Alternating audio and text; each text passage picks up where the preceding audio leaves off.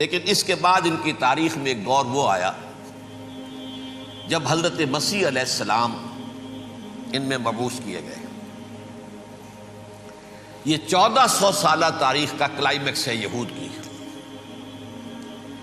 جب کتاب انہیں دی گئی تھی تورات حضرت موسیٰ کے ذریعے، وہ 1400 قبل مسیح کا واقعہ ہے۔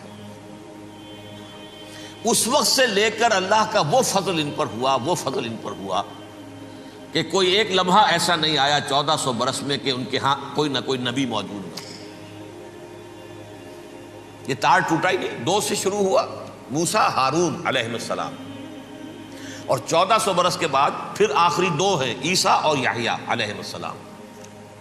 یوں سمجھ لیجئے، اور اس کے درمیان یہ تار ہے، اور اس تار میں کوئی ایک لمحہ ایسا نہیں آیا کہ کوئی نبی موجود ہو۔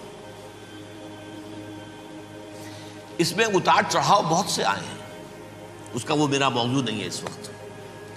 قبل مسیح کی تاریخ جو ہے وہ میرا موضوع نہیں ہے۔ قرآن مجید میں سورہ بنی اسرائیل کے پہلے رکوع میں اس کا تذکرہ موجود ہے۔ وَقَضَيْنَا إِلَىٰ بَنِي إِسْرَائِيلَ فِي الْكِتَابِ لَتُفْسِدُنَّ فِي الْأَرْضِ مَرَّتَيْنِ وَلَتَعْلُنَّ عُلُوًّا كَبِيرًا۔ 2 مرتبہ ان پر عذاب کے کوڑے برسے، پہلے اشوریوں کے ذریعے سے جو شامی تھے، سیرینز اشوری کہلاتے ہیں، پھر بابلیوں کے ذریعے سے یعنی عراقیوں کے ذریعے سے، بیبیلونیا نام تھا عراق کا پہلے، ان پر بہت بڑی بڑی تباہیاں آئیں، اللہ تعالیٰ کی طرف سے عذاب آئے۔ اس کے بعد پھر دوسرے دور میں دوسرا اقتدار کا دور آیا، خرمستیاں بڑھ گئیں، تو پہلے گریکس کے ذریعے سے، یونانیوں کے ذریعے سے، اور پھر رومیوں کے ذریعے سے انہیں پسوایا گیا۔ یہ دور گزر چکے تھے ان پر، 2 عروج کے دور اور 2 زوال کے دور۔ میری چھوٹی سی کتاب ہے تنظیم اسلامی کا تاریخی پس منظر، شاید 6-7 روپے کی ہوگی، اس کو آپ دیکھیں گے تو اس میں اس کا پورا نقشہ آپ کو مل جائے گا۔ ویسے تو یہ کہ میری جو ذرا بڑی کتاب ہے سابقہ اور موجودہ مسلمان امتوں کا ماضی، حال اور مستقبل، اس میں میں نے ان معاملات پر بڑی تفصیل سے بحث کی۔ بہرحال یہ جو دور تھا ان کا 1400 سالہ، وہ اونچ نیچ سے ہوتا ہوا جب آیا ہے حضرت مسیح کی بعثت پر، تو ان کی شرارت کی انتہا یہ ہو گئی کہ اللہ تعالیٰ نے مسیح کو رسول بنا کر بھیجا، رسولاً الی بنی اسرائیل۔ حضرت موسیٰ اور حضرت عیسیٰ کے درمیان رسول کوئی نہیں ہے، سب نبی ہیں۔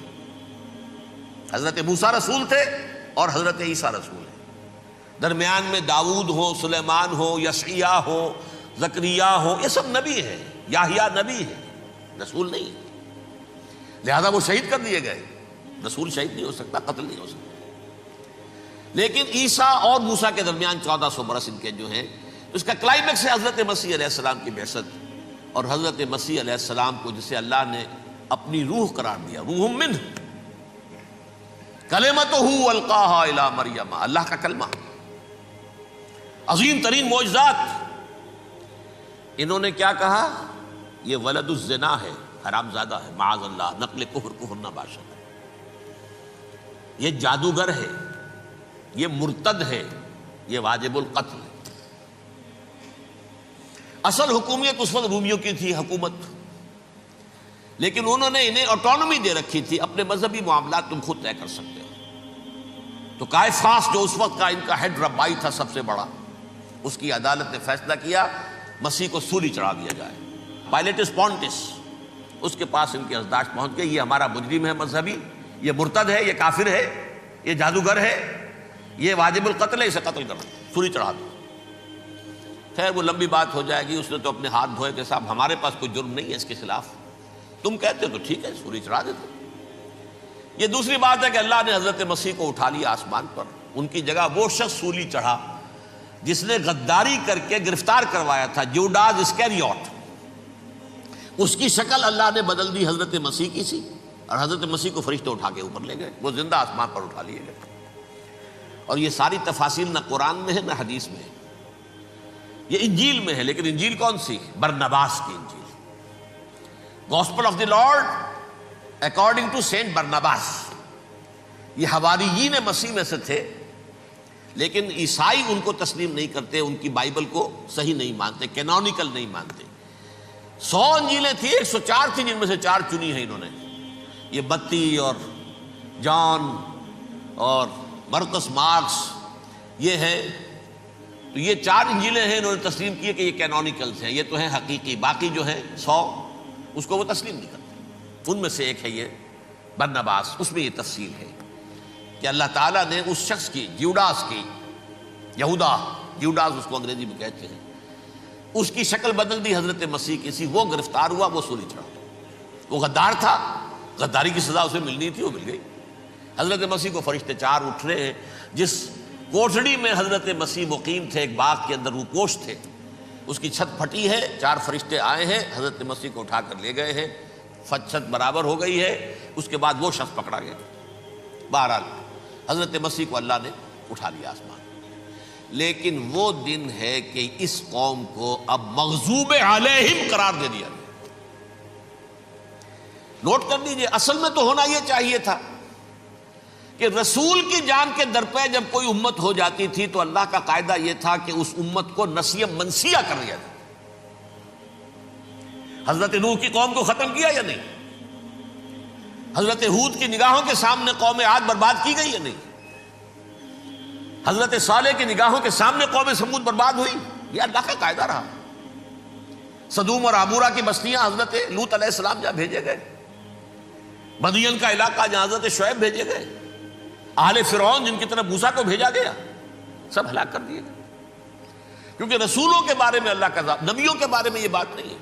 نبی آیا، اس نے دعوت دی، جس نے مان لیا اچھا کیا، اپنے لیے اچھا کیا، نہیں مانا اس کی اپنی جو ہے عاقبت برباد ہو گئی۔ دنیا میں کوئی فیصلہ اس کا نہیں ہوتا، لیکن رسولوں کا معاملہ یہ ہوتا ہے کہ دنیا میں وہ اللہ کی عدالت بن کر آتے ہیں۔ مانو گے تو بچو گے، نہیں مانو گے ہلاک ہو جاؤ۔ تو اس اعتبار سے وہ مستحق تو ہو چکے تھے اس کے کہ انہیں ہلاک کر دیا جائے۔ اب اللہ کی کوئی خصوصی مشیت ہے، اس میں کیا حکمت ہے؟ وہ ہے ایک حکمت، میں بعد میں اگر وقت ہوا تو بتاؤں گا۔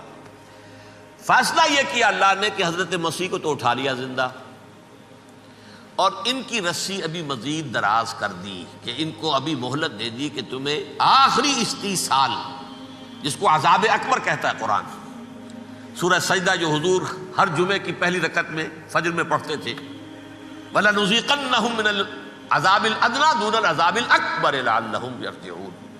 چھوٹے چھوٹے عذاب اور ایک بڑا عذاب، جبکہ قوم بالکل برباد، نسیم منسیہ، کأن لم یغنوا فیہا، ایسے ہو جائیں جیسے کوئی تھے ہی نہیں آبادیاں، لا یرا الا مساکنہم، اب ان کے مسکن نظر آتے ہیں، مکین نظر نہیں آتے۔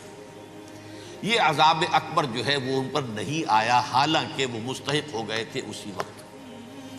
اس کو یوں سمجھیے کہ کسی شخص کو پھانسی کا حکم تو ہو جائے، ایگزیکیوشن نہیں ہوتا ہے، کئی سال گزر جاتے ہیں پڑے ہوئے، اور معاملات جو ہیں وہ چلتے رہتے ہیں۔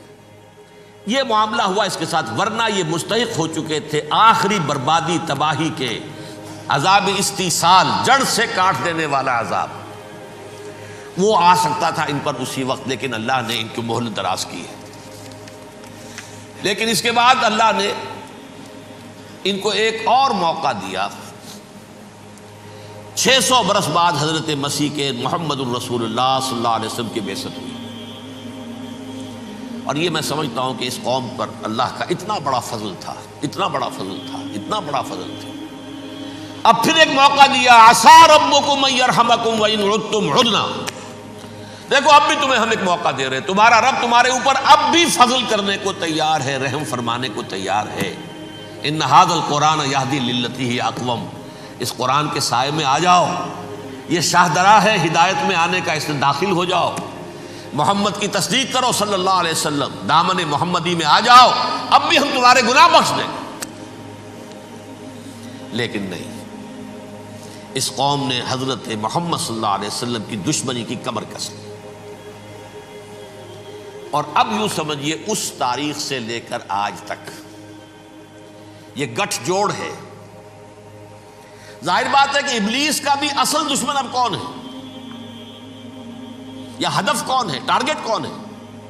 جنہوں نے محمد کو نہیں مانا صلی اللہ، وہ تو ہے ہی جہنمی، ان پر کوئی اور محنت کرنے کی ضرورت کیا ہے؟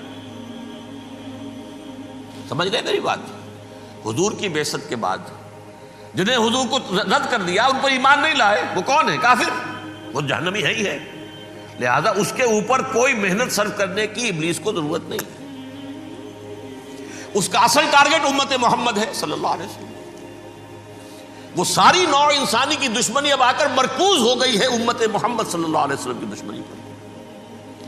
اور اسی طرح یہود کا معاملہ، اگرچہ ویسے پوری نوع انسانی کے دشمن ہیں، انہیں حیوان سمجھتے، ان کی جان مال اپنے لیے مباح سمجھتے ہیں، جس طرح چاہیں لوٹے کھسوٹے کھائیں پیئے انہیں، لیکن اب ان کی بھی دشمنی کا سب سے بڑا مرکز امت محمد۔ کیوں؟ وہی تکبر اور حسد، وہی بیماریاں۔ انہیں تکبر یہ ہو گیا تھا کہ 2000 سال سے یہ نبوت ہماری میراث، ہماری جاگیر، بنو اسرائیل کے اندر سینکڑوں نبی آئے، 3 کتابیں اللہ نے ہمیں عطا کی، یہ کہاں سے آ گیا محمد صلی اللہ علیہ وسلم؟ معاذ اللہ ثم معاذ اللہ، یہ امیین میں سے، یہ جنٹائلز میں سے، یہ گوئنز میں سے، یہ حقیر ان پڑھ، کہاں ہم کہاں یہ نہیں تسلیم کریں گے۔ حالانکہ قرآن کہتا ہے یعرفونہ کما یعرفون ابناہم، ان کے علماء ایسے پہچانتے تھے حضور کو جیسے اپنے بیٹوں کو پہچانتے کہ یہ آخری نبی ہے، لیکن تکبر اور حسد کی آگ میں جل اٹھے۔ اب ان کے بھی دشمنی کس سے ہے؟ محمد اور امت محمد صلی اللہ علیہ وسلم۔